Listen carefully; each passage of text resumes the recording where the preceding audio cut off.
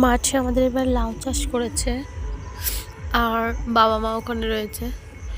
আর আমি তো এসেছি বাবা মার সঙ্গে একটু দেখতে। বাবা, আমার যা ঠান্ডা লেগেছে, শুধু হাঁচি পাচ্ছে যথারীতি। এই দেখো কত সুন্দর ফুলগুলো হয়েছে।